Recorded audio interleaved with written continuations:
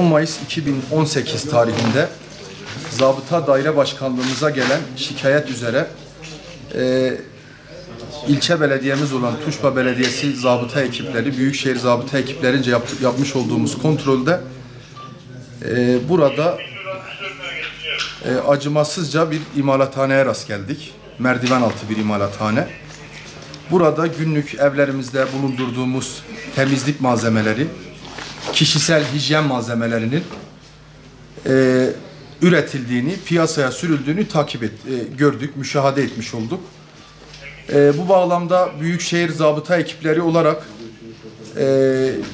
biz bu denetimlerimizi aralıksız olarak devam ettiriyoruz. Fakat buradaki durum facia, bir sağlık terörü.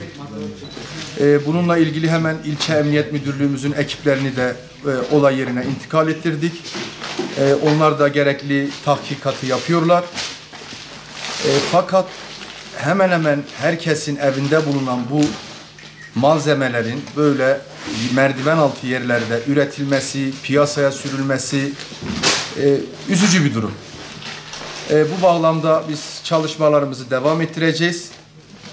Bu konuda bizim Sayın Valimiz Murat Zorluoğlu Bey'in talimatları var.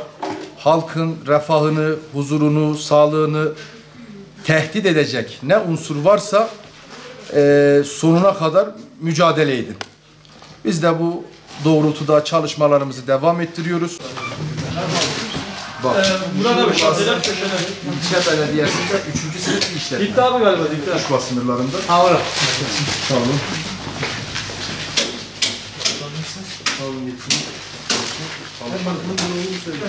Yok, emniyette. Tamam.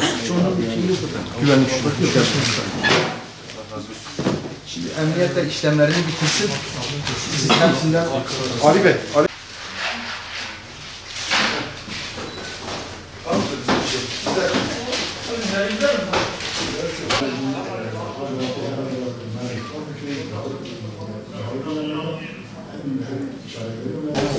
Burada her marka var mı? Her marka var. Tamam.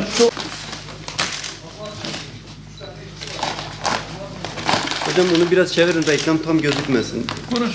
Şu ses. Romeos da çevirin arka tarafa.